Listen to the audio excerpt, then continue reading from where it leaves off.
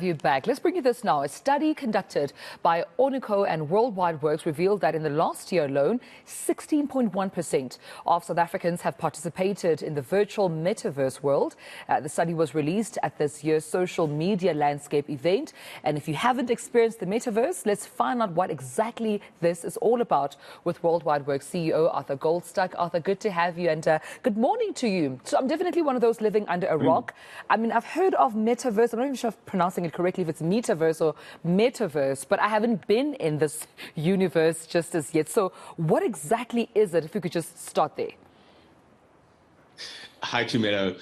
The Metaverse was first coined as a term in 1992 by an author called Neil Stephenson in a novel Snow Crash, where he described a virtual reality world that you entered through headsets or plugging it directly into your brain.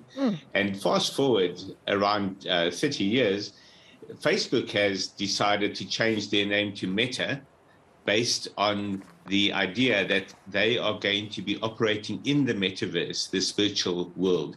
In between the two, there have actually been a lot of virtual environments. Second Life is the best known, where through a browser you can explore this virtual world. You don't need a headset or virtual reality glasses. But the idea is that any immersive world that you enter through a computer or a mobile device or a device that you stick on your head is part of the metaverse.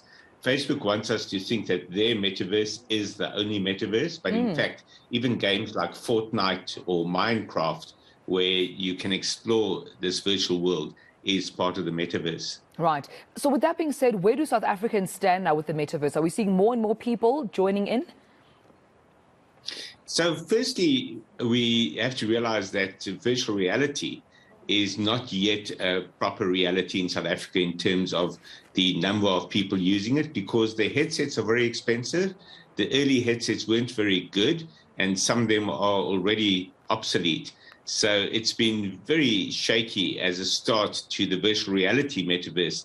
But in terms of exploring virtual worlds, the research that we did using data from Ask Africa that annually surveys around 28,000 South Africans, that showed that around 16% of adult South Africans say they have visited a virtual world. Now, that doesn't mean they've gone into virtual reality, but it can be through games like Fortnite, and it can also be through websites like globally, there's a site called Decentraland, which is a virtual world that you can explore, and you can buy property there.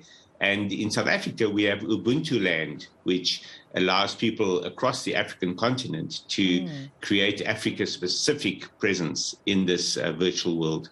Yeah. We're having this conversation as well, Arthur, because, I mean, I'm sure there's been a shift in online behavior due to COVID, or at least in the past 2 years while we're in, a global pandemic. Take me through some of the data that you also found around online behavior, social networks, and the number of even adults participating. Well, one of the key findings was the extent to which brands have shifted their presence on social media, and it's brand activity that tends to attract people to more active use of social networks. So, for example, last year we saw a dramatic drop in the proportion of brands using Facebook. The previous year it had been something like 96%, and last year it dropped down to 81%. That's a significant shift, and we see that almost as a seismic event in social media. It's like a great reset as brands look to see where they can get the best return on their investment. The one that has stayed stable is LinkedIn, which is the professional network where people really participate in it for career advancement more than anything else. And there the numbers are quite dramatic. The number of South Africans using LinkedIn rose from 8.4 million at the end of 2020 to 9.9 million in the last month. So we are seeing LinkedIn really get traction as a mainstream social network in South Africa. And anyone who is in an early or mid stage of their career and wants to look after that career is signing on to LinkedIn at the moment. Yeah, you're absolutely right. And just speaking of careers, I mean, also on LinkedIn, Arthur, I've seen a spike in vacancies for social media managers. Just that it seems like it's a niche a job title now where brands are saying, hey, there's marketing, there's communications, there's PR, but we need someone to solely focus on social media and ensuring that the influence and the brand presence is filled on the social networks. Correct. Companies are putting together teams, in fact, to manage their social media presence, because for a big company, one person can't do it anymore. And one of the other shifts we saw was a big drop in the number of companies using one individual or even outsourcing to an agency.